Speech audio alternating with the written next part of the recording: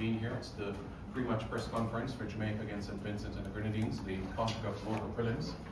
We're joined at the head table by the head coach of the Reggae Boys, Steve McLaren, and also player defender Richard King.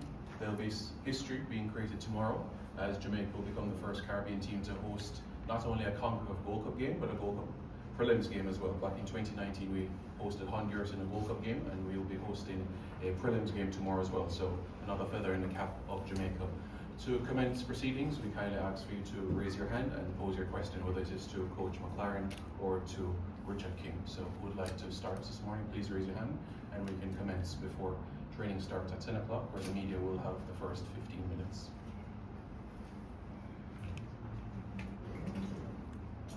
Good morning, Coach King. Good morning. Good morning. All right, Coach.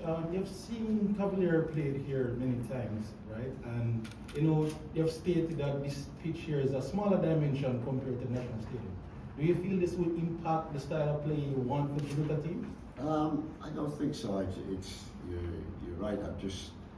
I always come to a field and always stride out how wide it is, and if it's 16 strides to the 18-yard box from the sideline, then that's wide enough, and it's 16 yards. I don't do meters, I do yards. All my steps. So yes, it was 16 in St. Vincent, and it's 16 here, so it's wide enough. Yeah, we want to use the width, we want to use the speed, and I've got to say the groundsman, we came 2 weeks ago to Sabina, and it's in great condition now. So well done to the groundsman and the people who worked on the field, because it looks very good. All right, Coach, just a follow-up as well. Yesterday you met the legendary Renee Simoes, big personality here in Jamaican football history. Can you share with us, is that the first time you met him, and can you share a little bit on what you guys discussed and how was it like to meet him? It's always nice to meet another coach. Another coach with such enthusiasm. I think 74, and unbelievable energy, enthusiasm, smile. You can tell why the players liked him, why he was successful. He looks like a player's coach. I sat with him for a long time. I could have sat with him all night. Can't wait to get his book, read his adventures. Though I got to say, in probably the couple of hours I had with him, he told me all his adventures anyway. But what a great story, and very successful for Jamaica. We're trying to emulate that, and I think that's what he stressed when he spoke, not just to myself and the staff, but also to the team. That got to do Jamaica proud. Coach, 1-1 draw away. What's the mentality going into this game for tomorrow? You have to win. That's the mentality. When we look at the game and we saw the stats, I think 75% possession. I was talking to Rene last night. We were talking about the style of football, and what did he do in '98, and he talked about keeping the ball and possession of the ball, and one of their goals was to achieve 600 passes in a game. That was one of his targets, and I said, we were close the other day, we had 585. So, the principles are the same. So, in terms of possession, they defended deep, but we had lots of possession. We had 16 attempts at goal, and we had 7 on target. And when, on the night, it was very frustrating. When you look at the game overall and the chances we created, we should have scored more than 1 goal, be it a penalty. We had lots of very, very good chances. And as I said to the players, 75%, 16 attempts on goal, 7 on target. Normally that wins you a game, and we have to replicate that again. The only thing that I think we've talked about is the urgency, and the tempo needs to be higher, because we need to attack. We need to attack quicker. So the tempo just needs to be higher. So when we went to the goal down, all of a sudden the urgency went up, and the tempo increased, and we need to keep that tempo high against this opponent. Keep continuing with that. But I got to say, they didn't surprise me. I think they surprised the team by the way that they played and the speed in which they could transition. And I said, and I warned, they're a good team. They're a good team. They beat El Salvador and should have beat them in the second game. So we knew that the opponents, if they're big opponents, they're up for the game. But it's up to us to do the job. And the theme is finish the job. Finish the job. You know, we got a 1-1 draw. We got a penalty at the end. We deserved more, but we didn't get more. That's football. Make sure tomorrow we get what we deserve. Coach, I'm Shaman Nicholson, very, very tall, physical striker. Do you think we can find a way to utilize his characteristics as a striker more better? Because quite so often we see the wingers going down the byline, not going down the byline, cut back and a pass in the central area, or they cut into the midfield area. You think we can go a bit more direct and hit Shaman Nicholson with those crosses? We tend to not do much of that. Yeah, you're absolutely right, and you're spot on in terms of Shamar. I'm not saying he's an enigma, but we have to get the best from him. We know with Mikel how we play with Mikel. We're still working out how to play with Shamar and use him effectively. But I got to say, 2 or 3 chances we created. He was in the box and he was there. And you're absolutely right. We've talked about improving our final third play, so getting more crosses into the box, and Shamar being the person that should be in the middle of the box. He's a number 9. So we thought, what's his job? Is to score goals and to hold up play. We did that a few times, played long into him. Probably didn't do that enough to go over the press and try to go through it. And sometimes we need to go over and use Shamar's physique. So you're absolutely spot on. You know, we know how to play with Mikel. We have to learn also to play through the middle with Shamar, because in the wide areas we're very, very strong, very quick, very effective. In the final third we need to be more effective. Saying that, 16 attempts on goal and 7 on target shows that we created more and showed more of our principles than we have done in a lot of other games. My question is to King. King, you played in front of a packed national stadium against Inter Miami. What have you taken out of that game to bring to the national setup as you are now prepared to face the second leg of the CONCACAF World Cup prelims? Well, basically the same. You know, the intensity is more on the national team. You know, focus has to be more. So it's really just the tempo of the game, you know, and the knowledge. That's really take us up that. Yeah. Okay, good morning, Coach. Are there any updates or changes to the roster for tomorrow's game? We have. We bring Damien Lowe into the squad, so that's an extra player. We brought him in late last night. We have 1 or 2 little issues within the squad that we need to look at. So we'll do that today and pick the squad and pick the team tomorrow. Coach, Isaac Aiden deployed in more of a box-to-box role in the last game. Is that a new role that you're trying to find for him, or is he solely 6? No, good observation and good point, because we talked to Isaac and we knew on transition they were very quick, and we know that the number 10 was very effective normally for them.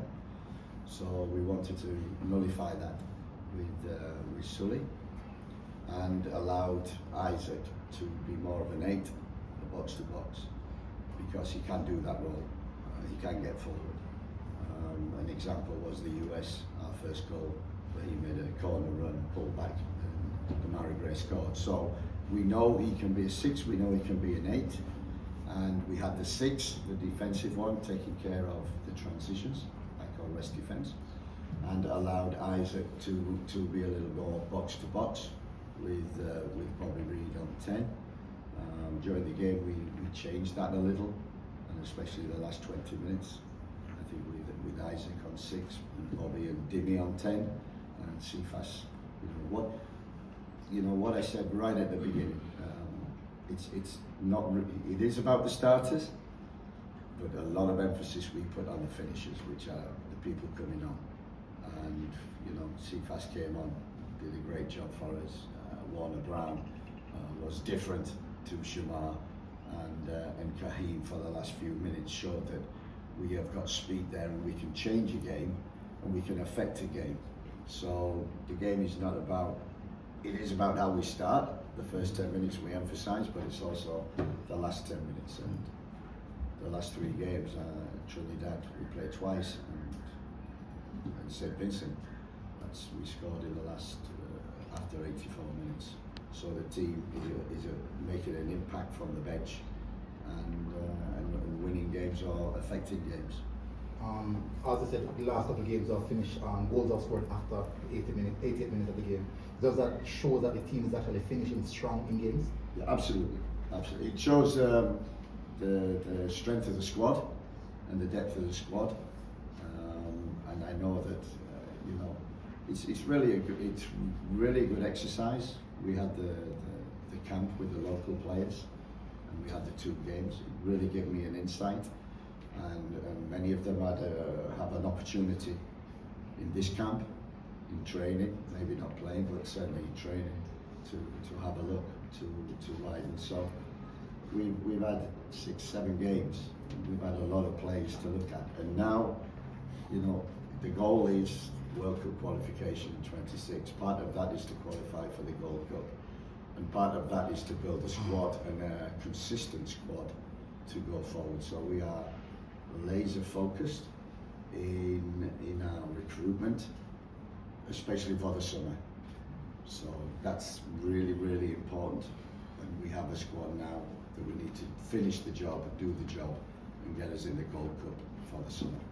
In the last game, Amarbel, they consistently force Amarbel. They overload Amarbel's side and consistently force him to go inside on his weaker foot, and also try to transition from that. Is that something that you have identified, or also something you're working on, where the transition is also concerned? Yeah, absolutely. I think normally when we looked at them, their transitions were coming down the left with the boy Anderson, and he had one great move. The only time that we relaxed a little bit on that side, but I thought Dexter and Richard did really well on that right-hand side, because that looked the most dangerous when we viewed them. But you're right, they're just as effective on the other side. So you know, that's the big danger. We said to the team, the players, the defenders, especially rest defence is key to keep possession, keep the ball, and also to counter press and make sure rest defence so they don't transition. So you're absolutely right. You know, as I said, you know, they're not an easy opponent, St. Vincent, and prepared well for that game. Richard. Just a couple of questions. Coach, I remember the first couple of press conferences I asked about the handbrake being up, as far as the players being unable to express themselves because you're just getting to know them. Do you trust your players a little bit more now? Yeah, you're absolutely right. It's a good question, and you know, the first thing we say to the players, you're here because of how you play in the clubs. So play here, how you play in the clubs. So we ask no different. And yeah, I think what it is we've started. I wouldn't say it's a new style. It's my way of playing, and they have to get used to that. And you know, when they go away, they come back. We have 1 or 2 days in which to recreate certain patterns that we've had in terms of build-up, in terms of pressing, and sometimes that takes a while to synergize. And we've yet to do that. It's sometimes what I call a little clunky. Sometimes we have it so we can show the team, oh, that's it. That's great play. Tempo, width, speed, crosses, chances. But we need that more consistently over the 95 minutes. And Richard, how difficult was that first game, and what did you learn as far as gaining experience from that game in Arnesville? Well, I wouldn't say it's difficult. It's just, you know, we just have to focus more from the first to the last. That really, yeah. So it wasn't really a hard game, because we could have won the game, we should have won, but unfortunately we didn't. Richard, what is the players' mindset for the past 2 days been like? Like, what's the tempo Can you give us like a little behind the scene of like the energy that you guys planning to come out with? Well, it's the same, you know, kind of vibe, that energy. The guys are winning the game. We should win the game. It's a must-win game. So the energy and the vibe is there to win the game. And Sonny? Sonny Felix for JFF Live. Just wanted to ask, thus far you have 25 caps for Jamaica. How much do you love playing for Jamaica? I love playing for my country. I want to make it fifth. Further questions? All right, coach, just the final question. Lowe is now back in the team. Can you state what kind of impact you expect from him to add to this team, especially for the match in leg 2? Yeah, he brings experience. He was unable for the first game because of personal reasons. We understand that. But he's experienced. He's a character. He's a leader. Very vocal. And yeah, he slips in. Whether he starts or not, we will see tomorrow. And finally, in regards to some friendlies that would have been announced in May, in more details in regards to those matches? Yeah. Yeah, we were okay with that. It's all finalised. Yeah, I mean, it's yet to be finalised, but we hope to have 2 friendlies in the UK, in London, somewhere. I think that's a great experience and will be a great camp for the build-up to the World Cup qualifiers and hopefully the Gold Cup as well. Members of the media, thank you very much for Thank being you. here this morning. Much appreciated. We kindly ask you to wait here until the training starts at 10. Thank you. Thank you.